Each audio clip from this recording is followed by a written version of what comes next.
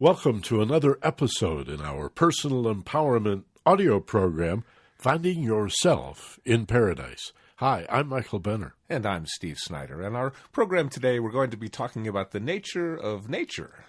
We're going to be talking about that wonderful relationship we human beings have with those kingdoms we call mineral, plant, and animal. Yeah, this is something you probably studied like me once in junior high school or high school, the various kingdoms in nature, and then we had to memorize, what was it, Steve? Phylum, class, family, genus, species. I forget all of the different... Did pretty good right there, actually. ...categories there. Well, they really drilled it into my brain, and family. Phylum, class, order, family, genus, species. Right. There it is. Yeah, see? I just never really knew why that was important, or why I should know, or what was significant. You know, in our recent Family Learning Hour, I'm glad we really talked a lot about interest, and if a subject doesn't seem interesting, how to get interested, how to find something interesting. Yeah.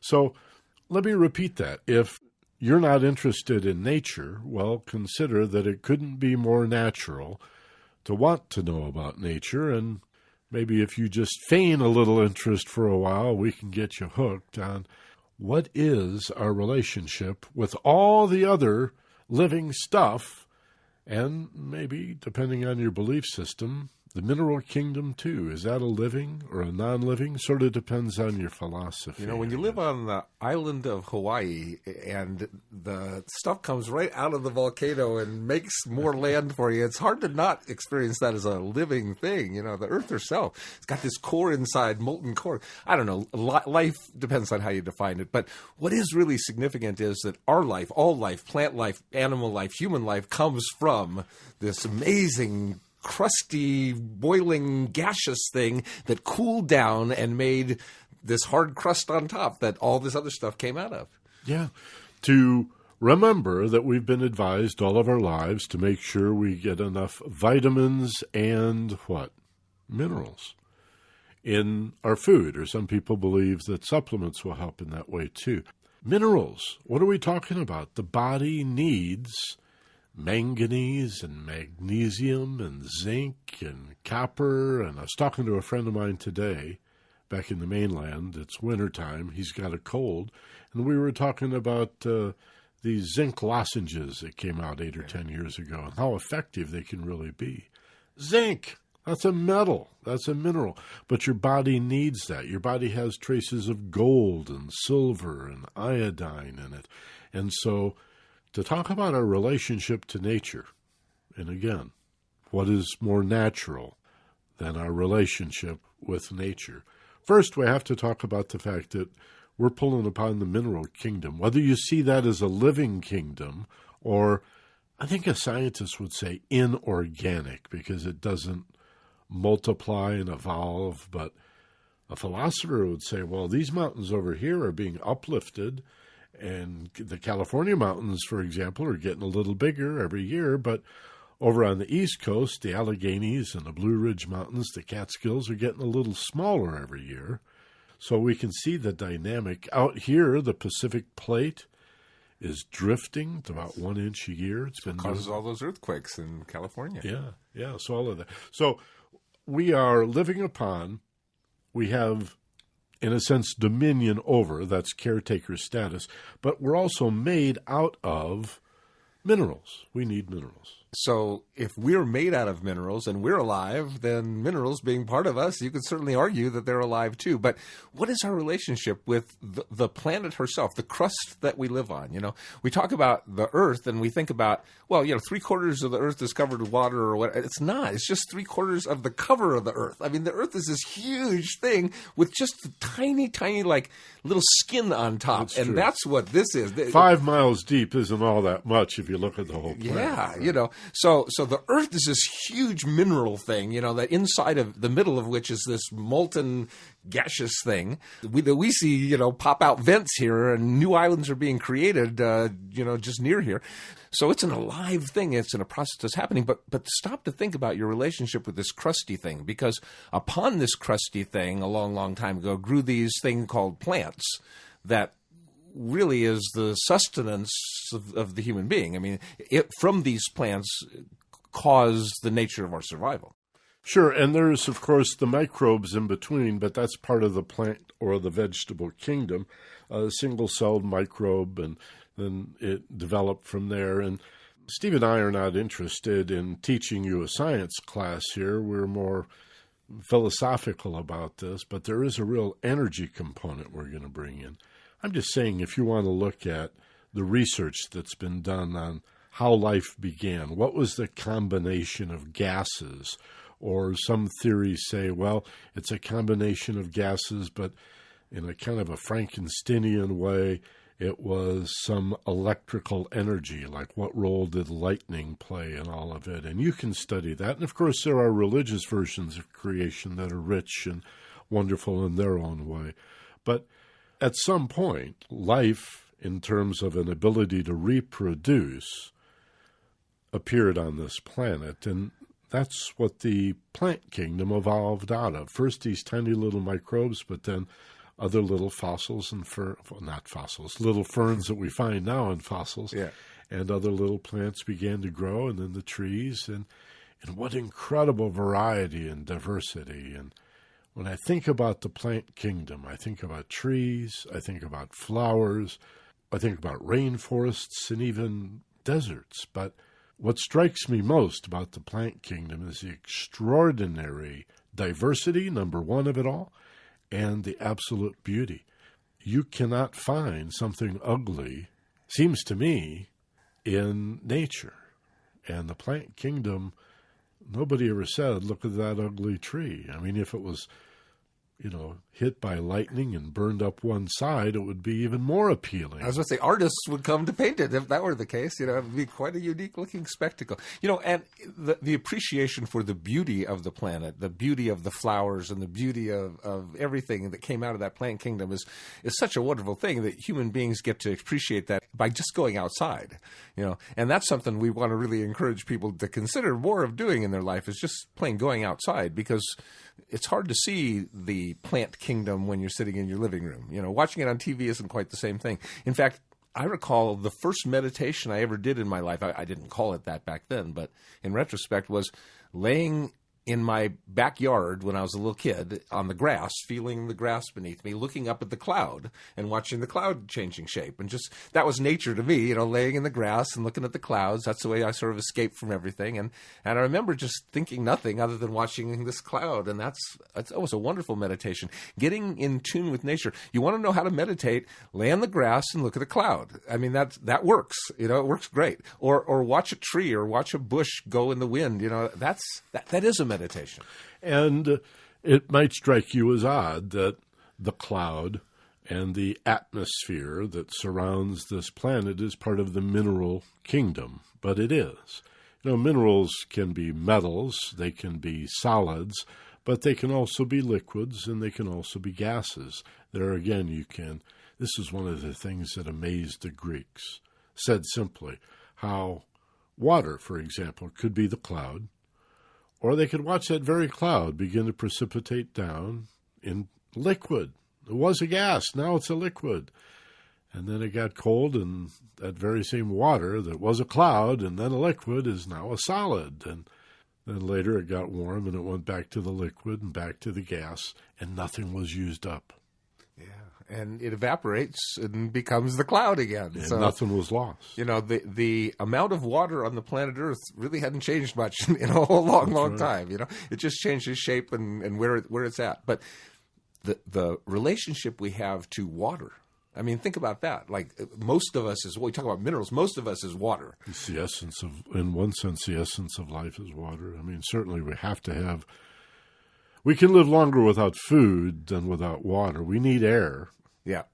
That's the immediate demand. But air water will be first, but water definitely comes second. It's close second. Yeah, real close second. You can't go too long without water. We aren't camels, and even they can't go too long without water. We do need this amazing stuff, and people get it in other kinds of beverages, I guess, as well. But in essence, fruits and other foods. It's the H2O that we really do need, and because we mainly are it. But one of the other meditations that I've done for a long time in my life involves I'd say my favorite food, which is good cold water, is every time I drink water, every time I take a drink of water, I go to my paradise place in my mind. It's sort of my way of reminding myself to take a few moments and go away to my imaginary paradise. Even if I'm in the middle of real paradise, as I often am, I still, every time I take a drink of water, I close my eyes and I go, and I appreciate the water. I mean, think about how wonderful water itself is. I mean, it's almost like appreciating who we are as human beings. We are water. And so ingesting it could become a meditation, could become a ritual of joy in your life as it has in mine. I highly recommend it. Water is such a wonderful thing. I'm weird in that I virtually only drink water. I don't drink, once in a while, juice, but I don't drink anything else, really. I don't drink soda. I don't drink alcohol. I don't drink milk. I don't drink You don't drink coffee or tea? Never did. No. Don't like either of those. I just drink water. We love water. Well, those things are based on water, but to feel yourself as a watery being, to feel that water come across your tongue, over your lips, down your throat, again, to be that mindful. Remember, gang, one of our big missions here is to keep reminding you of the nature of mindfulness in all regards. Steve's talking about using water in that way, consuming it mindfully and saying, I am this water, don't you see? That's a very different point of view than being thirsty and even dehydrated and not knowing it. As somebody who's struggled with weight a lot in my life, one of the things that I've learned is that a lot of what we mistake for hunger, physical hunger and feed, is really thirst, but it doesn't always register as thirst. So this is another way of connecting to the mineral kingdom, to the planet. And I think we should mention the concept that is known best as just the Gaia theory, that the Earth is, in fact, a living thing, a whole mechanism, right? You could talk about the solar system being a whole system or the galaxy being a whole galaxy, but there is something unified about this blue pebble. You know, as Steve said, a lot of water on the surface, quite a remarkable place, about 93 million miles from the sun, not too close, not too far away, somewhere between Venus and Mars. And you say, well, maybe a different kind of life could be supported on a different kind of planet, one based on methane or ammonia instead of carbon and hydrogen and oxygen and nitrogen. Those are the basic building blocks of life, those four elements: hydrogen, oxygen, carbon, and nitrogen. And the Gaia theory is that the planet is not only a whole thing and a kingdom, but in and of herself a life form, and that it's Mother Earth in the same way spirit is often portrayed as a father. It's the yin and yang of spirit and matter, and look at the word matter, the material world, matter. It's based on mater, which means mother. So this is our Mother Earth. Yeah, it's Mother Nature. You know, we never talk about Father Nature. You know, it's something because it borns things. I know that's not exactly the right way to say that, but it is in charge of the birth of so many things. It's got to be a female, you know. And one of the things, I mean, we talk about appreciating beauty. One of the things that nature gives us beauty, but the other thing that we could really appreciate beyond even water is food itself. I mean, we don't get food from supermarkets. We don't get food from refrigerators. We get food from stuff that grows out of the earth. Even if you're eating meat, it's because the meat ate the stuff that was growing out of the earth long enough to live, to get big enough, and you're eating it. Anyway, you're eating the plants. Whether it's through animals or not, you're eating the plants. And it's the plants that we can appreciate for our survival for food. I mean, that's another thing to tune into the world. Every time you're eating food, it's the earth that gave you that, not the supermarket. In one sense, it's obvious. The fact that we have, as a physical species, say what you want about spirit and soul. We'll do those on other occasions. Just the physical body, that it is evolving and has evolved out of these lower kingdoms, animal, previous to that plant, previous to that mineral, and that we pull upon all of these kingdoms as members of the human kingdom is in evidence in the very fact that we rely on them. We need them for our sustenance. The water and the minerals that we've talked about, and now Steve is moving to the vegetable kingdom, which is necessary, like the animal kingdom, for the human kingdom to exist, don't you see? I mean, how could we be here if we had nothing to eat? And Steve and I were chuckling before we started today about, so many of us, even when we know the truth of things, we still fall into this, this habitual way of thinking that food comes from the grocery store and water comes out of the faucet, and we know how dangerous that kind of thinking can be. No, food comes from the mother, and water comes from the mother, and that's just one planet, all right? Those artificial boundaries that pose as national borders do not extend up into the atmosphere, right? That Chinese smoke or Pittsburgh steel mill smoke, I guess they don't really have steel mills anymore in Pittsburgh, but it all just becomes here. I remember Chernobyl when that thing melted down. Suddenly, a lot of people started calling my radio show with this insight that, hey, that's not Soviet radiation, that's global radiation. And it's just one life here. It's just one planet. The plant kingdom teaches us that, and that's our food. That's there for us. What a natural relationship. I think we also need to remind everyone here that not only do we get food from the plants, the very oxygen that we breathe comes from a symbiotic relationship with that part of nature. Sure, if we're not giving the carbon dioxide back for it to turn into oxygen for us to take and give the carbon dioxide back, it's a wonderful process. The way it works is perfect. It's like, what are the odds? But it's working that way. What are the odds? What are the odds? But it's working that way. What's really fascinating to me, though, about this whole connection to the earth and to the plant kingdom is a visceral experience that I've had in the last couple of years of my life. I've done two things recently in the last couple of years that I never did before much, and now I'm doing a lot, and they are spending a lot of time outside and growing things. I never did either one of those in my whole life. I spent almost my whole life inside of, offices and classrooms and cars and houses and, once in a while I'd walk from a place to a place. But now I'm outside almost all the time, except when I'm sleeping. And even that's almost outside. And I'm growing things. My land is growing all kinds of food and all kinds of flowers, and it's just I'm in the midst of growing things. I think for those of you that live in a tiny little apartment somewhere, grow a house plant.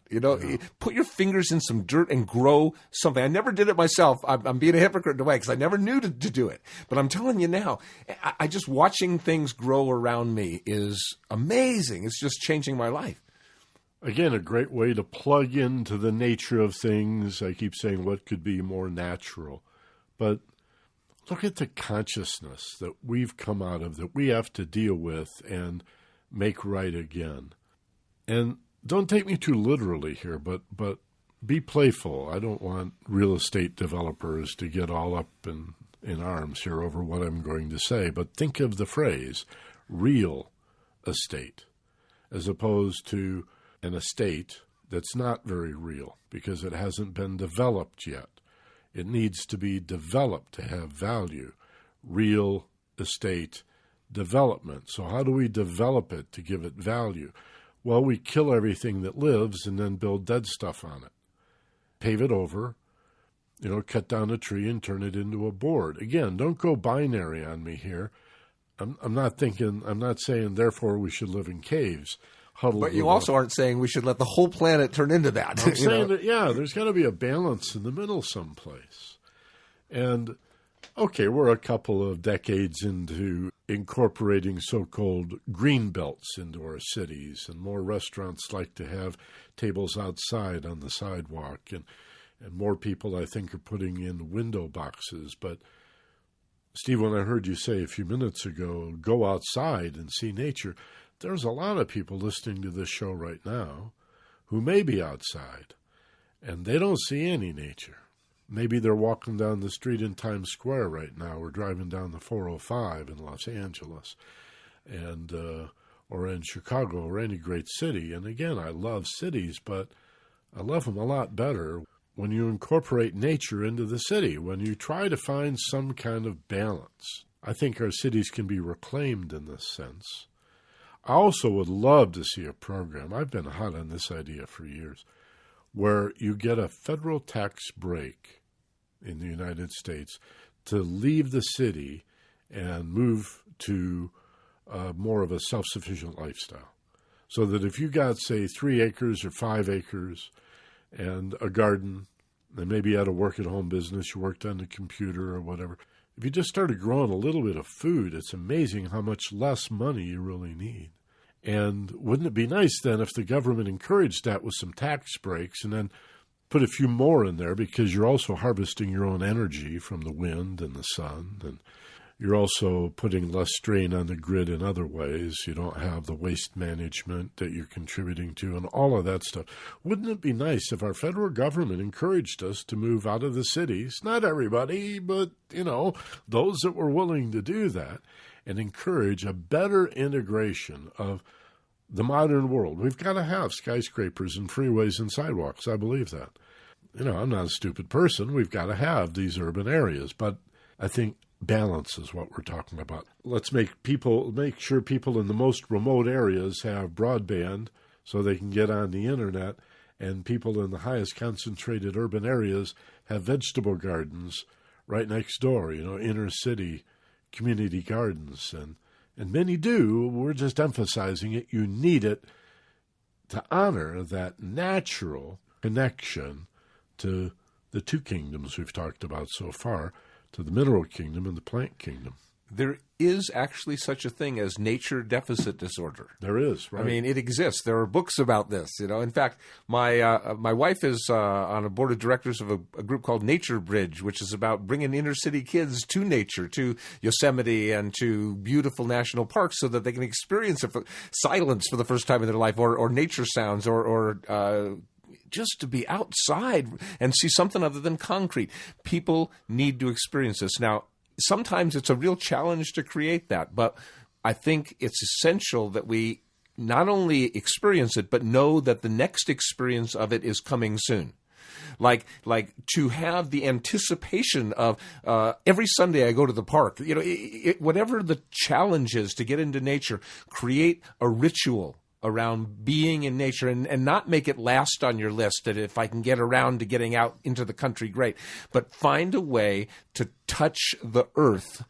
How often is not as important as it is regular. Yeah, another thing that works for me is conditions have to be right, but to watch the wind in the trees. There's something naturally entrancing about that. You see, when we lose touch with nature, one of the things we're losing touch with is enchantment. When we lose touch with nature, we dream less. I don't mean just the dreams at night. I mean the daydreams. But there's less wonder and there's less awe. That's the point. Yeah. And so life becomes less wonderful. All right. So for life to be more wonderful, we need to wonder. And watching the wind in the trees, anything in nature, like Steve said, it could be a philodendron on your porch, on your balcony. Just get your hands in the dirt. Start a cactus garden, whatever. It's fun. And it feels good. I mean, if you don't believe me, just hold a hose. I think this is one of the best parts of washing the car, is getting to hold on to the hose. Whether you're washing the car or watering the lawn, it's a wonderful, everybody knows exactly what I'm talking about. I'm chuckling because it's funny, like just holding the hose. You feel the energy of the water coming through your body almost. It's a wonderful feeling. Yeah, so it ought to be more obvious to us that it's like that Joni Mitchell song about they paved paradise and put up a parking lot. And what's the chorus? You don't know what you have. You don't know what you got. Till it's gone. Till it's gone. All right. Our rainforests. I mean, not only are the rainforests being cut down to create grazing for cattle, to feed our appetite for 99-cent hamburgers, mowing down species of trees and plants that could have the cure to diseases that haven't even been discovered. Imagine a plant or an animal. We're going to move to the animal kingdom here too. That becomes extinct before it's ever even been discovered. You see, it's certainly in our interest to begin to think globally, act locally. I know you've heard that, But it's more than global warming at stake here. It's understanding that you are not separated from these kingdoms, that again, your body is made out of minerals, including the water, the sustenance of life, and the food from the plants that also draw upon the minerals and the water. I mean, how are you going to get the minerals but through the plants? How do you get that nutrition, you see? And the new phytochemicals that we're just discovering in plants now. The reason everybody should soak beans before you cook the beans, because in that overnight soaking, this amazing birth of life happens inside every single bean. It comes alive with all these phytochemicals inside that change your body. I know there are members of the medical establishment that have been trained to believe nutrition is not a factor in health, but certainly not been my personal experience. That sounds pretty old-fashioned to me. I think that's pretty archaic. So we're not only connected to it, we not only have a relationship, we are that. We make a mistake anytime we separate ourselves in terms of our awareness or lack of it, or this idea of paving it over and cutting it down. How can we call that developing when it's about killing living things and building dead things? All right, we got to do some of that. There has to be some real estate development, but it needs to be appropriate and well integrated, I would say. That is possible. The population is not exploding as we feared it was in the 70s. I remember the population bomb. They thought by the year 2000 there'd be like 3 trillion people on the planet. We're slowing down. So it doesn't have to take over the whole planet. We don't have to develop the whole planet, but we can, I think, be more rational in developing, and I think we are being that way. I think it's a wonderful. Certainly, if nothing else, this economic times has stopped a lot of real estate development from going on. So right now, I think there's sort of a lull. I was thinking, too, the other way we connect with nature, I'm thinking, what about those people that can't go outside very much? They live in apartments and then cars and then businesses. How do they connect with nature? Because you do have to. And I realized it's the animal kingdom. It's pets. Pets are the way people meditate. Pets are the way people who don't have the ability to go outside much, if it's their bird or their cat or their dog or whatever, that's nature. That's how they, I think, people who are indoors all the time manage. I think that for so many, that's their connection. Yep. And I think humans have always known that and sensed that since 100,000 years ago or more, when we began to domesticate wild animals. Think about it. Yeah. That all so-called domesticated animals, and I'm not just talking about our dogs and our kitties, but farm animals also, have trusted us enough to come forward and allow themselves to be domesticated. Now you say, well, that's probably a pretty good deal. I know my cats enjoy being fed. And if the bowl's empty, they make a noise, and they know we feed them. They don't have to go out and hunt and gather. It's a good deal, but some of those bucking broncos didn't think so. They didn't think it was such a good deal to be domesticated. So some animals, they see the value in it. Your cat was a feral outdoor cat and found a home indoors and loved the becoming domesticated. There will always be people, I suppose, hopefully not, but always have been people that thought the way to domesticate an animal was to break its spirit. Right. But that's wrong. It's just ignorance. We need to find a better balance in our relationship with animals and the way we view animals and the way we use animals. But I really am fascinated because of the implications of what it means to get an animal to trust you, that an animal very clearly has something else that we have. And maybe the plants and the minerals do too. It's a capacity to love and to care. Now, I can't gauge that in a plant. They say if you talk to your plants, they do better. So they also say that's nonsense. So it depends on who you read. Who's they? We don't know who they is. They're ubiquitous wherever they are. I know that. They're everywhere. They're everywhere. So we don't know. But obviously with an animal, like another human being, if you treat them nicely, they lose their fear. It's replaced by that quality of love called trust. And unless you betray them again, they just become more and more trusting. My cat Huxley was a feral cat. lived on rainwater and a rat, and had him for a year before he came up on the sofa and sat next to me, and 3 or 4 years before he actually came up onto my lap. Of course, I didn't really have a lap for much of that time, but now he's able to. And I can see this once wild animal getting more and more trusting and more affectionate and more loving. I've seen it with our other cat that was a rescue cat from the shelter, and very frightened and timid and still somewhat skittish, but the trust coming out of them, right?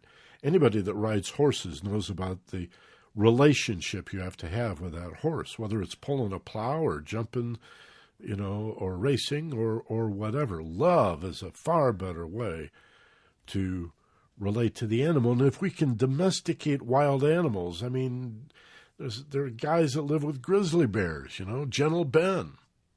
Couldn't we then learn to take the wildness out of the people that we frighten and domesticate each other a little bit too? I think there are powerful lessons here.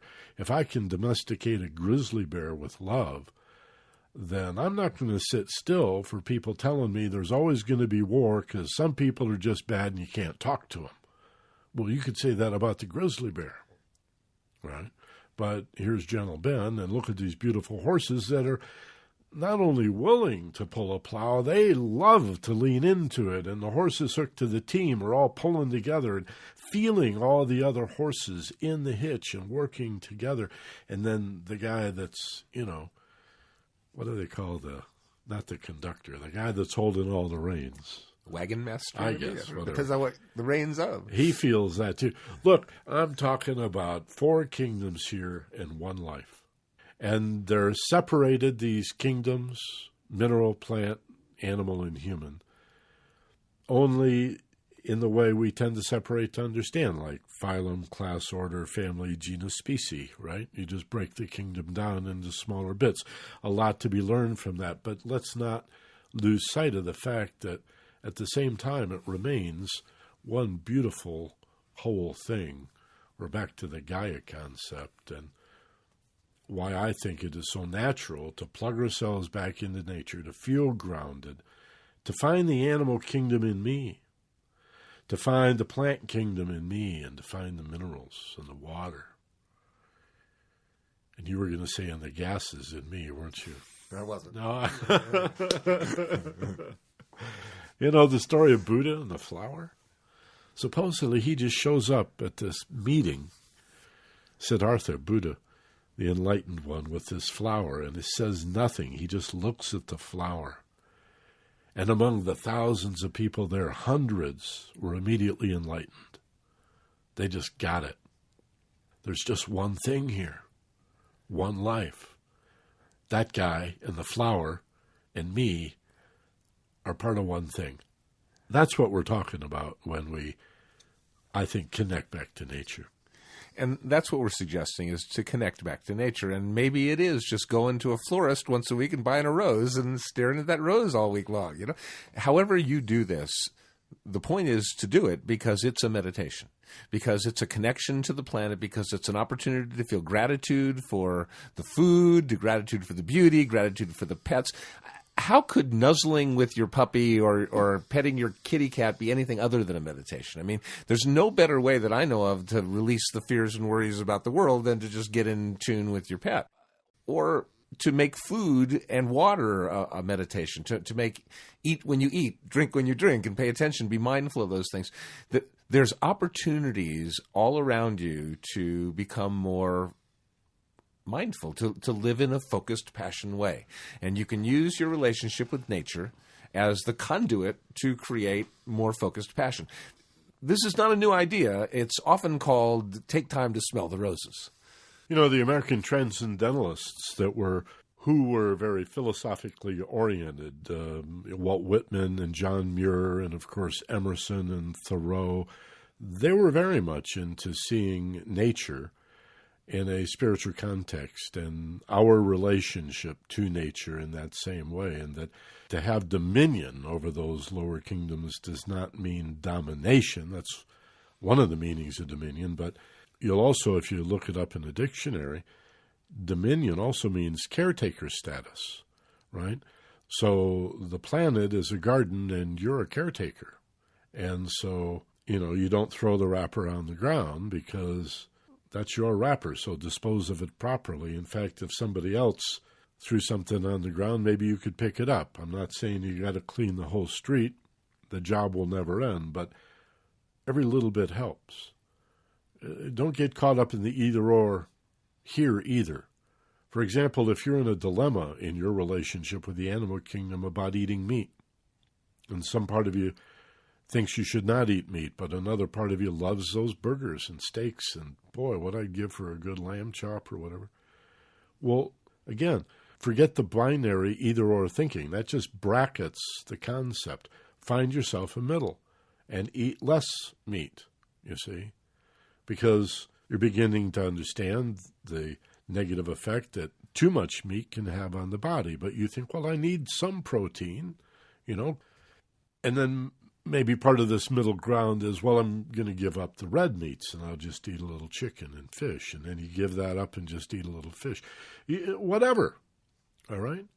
Or if Thanksgiving comes around and the vegan wants to have a turkey, fine. You're not a vegan for a day. You ate a turkey. That's totally up to you. Find that middle ground. That's what we're looking for. One of the most maddening challenges of life is having to deal with binary thinking, that everything or nothing, all differences are opposites. It's a curse of high stress. Another way of connecting to nature that Steve has mentioned, like the cloud, watching the cloud, laying on the grass, looking at the cloud, is breath. Now there's a meditation, right? There's a way of grounding yourself. And many of the ancients have talked about energy in the sunlight and in the air, qualities of spirit or kundalini or chi, sometimes called prana. There's lots of elan vital. There's lots of names for a sense that the very air we breathe and the light that bathes us carries with it an energy. Actually, we have evidence now that certain vitamins are generated by sunlight. Isn't it vitamin D, I think? So. Yeah, we've known that for a long time. It says on the back of the milk Just go stand in the sun and get your vitamin D. I mean, look at the miracle that we're talking about here, and then find a better balance, find a better middle ground, and beware of, let it be a red flag anytime your brain goes either or.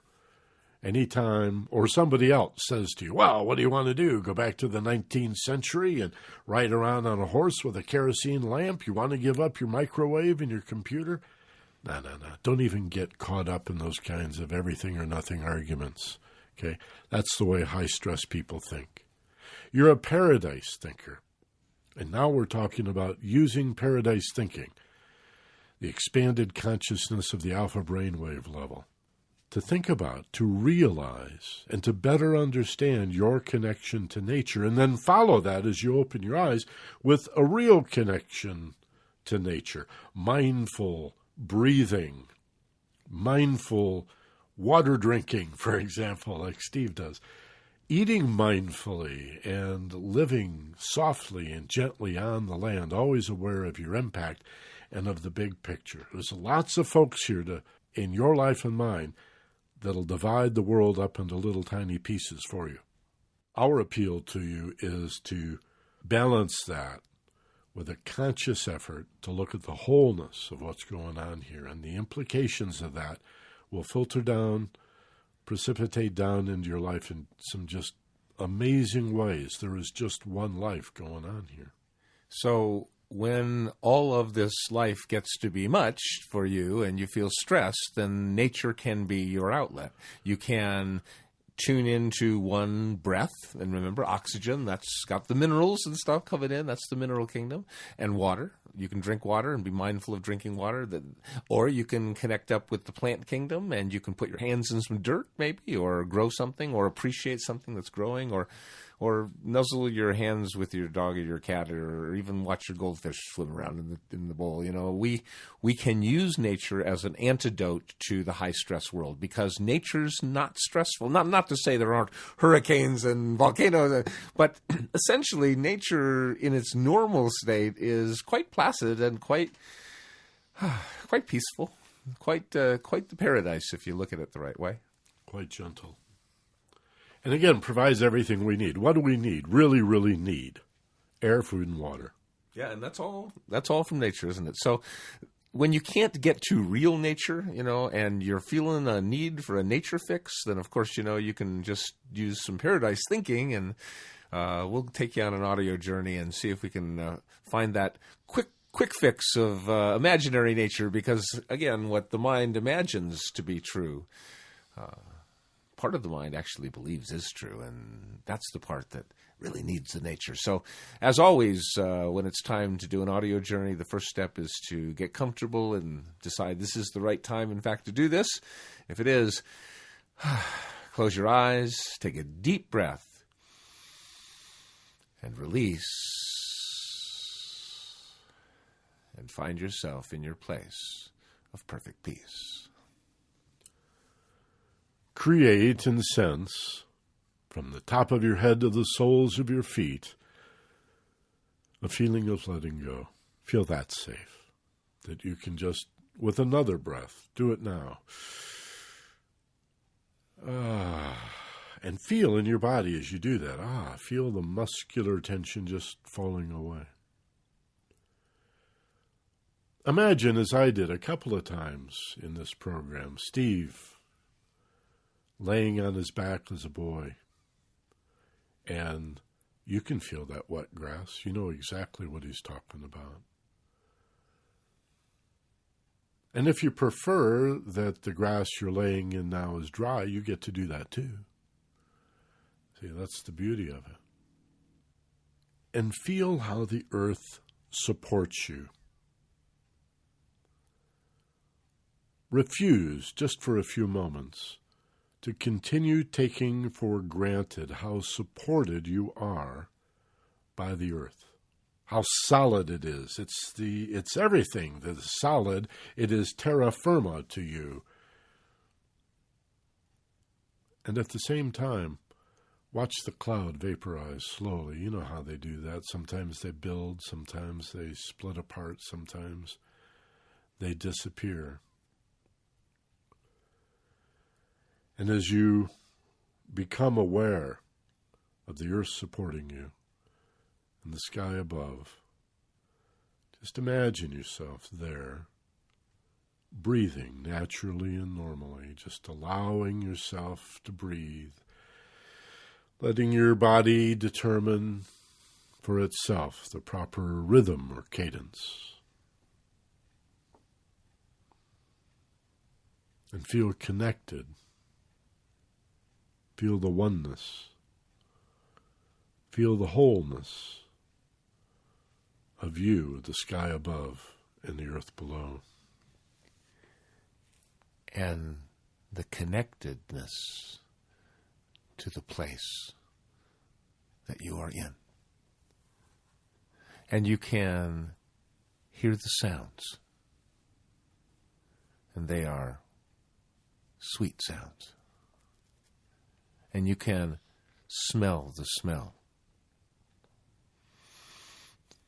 Such an aromatic, rich smell. Almost as if you could taste it. And of course the feel of the breeze on your face. And every place. As you look at the beauty of nature. And you can create that in your mind anytime you choose, but what you'll find is that there is nature outside. And it's important that you use the opportunities that appear in your life to create that opportunity to be there in real, live nature. Because that's the perfect place where you can absorb the power of the planet. feel the connection to the earth. And in that deep, deep connection, understand the power of your worth and feel your contribution to the whole, that you are part of all that is. There's nothing quite like nature to create this magical state of bliss.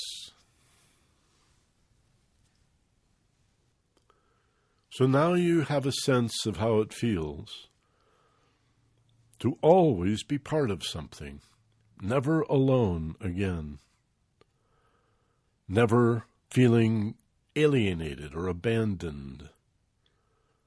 Without knowing, you can reconnect to your source in this way, through the material world, through Gaia and her mineral kingdom, plant kingdom, and animal kingdom, united by your caring nature, by your love, your interest, and your wisdom. An awareness, a realization that you can bring back with you gently and effortlessly now. Nothing to hold on to, nothing to carry. Just be that as you reorient yourself toward the sound of our voices. And as it becomes comfortable for you, one more deep breath. Open your eyes and bring yourself back to wide awake in the most natural way. And know that nature is all around you. It's outside. All you have to do is go outside. That's my two recommendations. Go outside and watch something grow. Those are my two recommendations. Be outside, watch something grow. Even if you watch something grow inside, go outside. But connect with the nature of nature. That is, go there and appreciate it. Touch the grass and appreciate the grass. Watch the clouds and appreciate the clouds. It's not difficult. And it's not essential that it be like every hour of every day, even if it's only once in a while, if it's a regular part of your life and you know that it's coming, and it's not like if I have a chance, but getting outside and being in nature, watching the sky, watching the cloud, watching something grow has got to be a part of your life. Make it a part of your life. How often you can do it depends on your life and your lifestyle, but make it a part of your life. I doubt you'll find a stress management program anywhere that does not include the suggestion that you reconnect with nature. What we've offered you are some of the reasons why, some of the benefits that accrue, and a nice little way to do that, besides actually going out. What if in the middle of Manhattan or driving down the 405, you just look off to the horizon and think of nature, and then bring yourself into the moment? Because even walking down the sidewalk, I bet if you look down, you find a little bit of grass trying to get through the cracks in the sidewalk. And, hey, guess who's going to win that battle, right?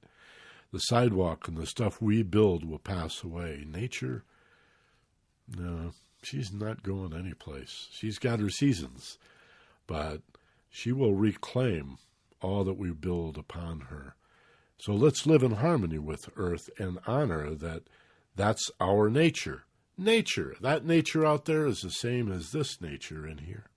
So if you have a chance to actually go outside and connect with nature, do it every opportunity you can. But remember that even when you can't, if you're feeling the call, you can close your eyes, take a deep breath, and do some paradise thinking, finding yourself in paradise, and that's the most natural thing you can do too.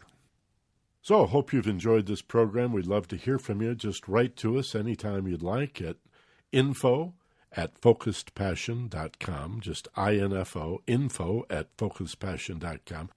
And be sure to take your friends to our new site. If you have yet to get your new password, just go to focusedpassion.com and use the link there that says Remember Password, or in another place you'll see a field that says Forgotten Password. That's all you need to do, is use that link or that field to get a new password. And then you've noticed you're going to continue to get your programs, but then you'll be able to use this really cool Send One to a Friend feature. And Steve and I agree that the best way to share information about this site is let somebody hear one of the programs. You can tell them about it all you want, but until they hear it, they're not going to get it. So use Send One to a Friend. You can send as many as you'd like to as many different friends as you'd like. once you get up to speed with your brand new password, you don't have to resubscribe or enter new address information or anything. Just assume you forgot your password and log in, focusedpassion.com. Click on Remember My Password or I Forgot My Password. It's in a couple of places. You'll get a new one in the email and log back in. Start sending these programs out to your friends. Somebody that needs to get connected to nature, send them this one. Somebody that's having a problem with concentration, forward the program on ADD. Somebody who's feeling sad and depressed lately, send them our program on depression. Send one to a friend, okay? That's the way to help support what is supporting you, these premium audio programs at focusedpassion.com. And as always, be gentle, love life, and take care of each other. For Steve Snyder, this is Michael Benner.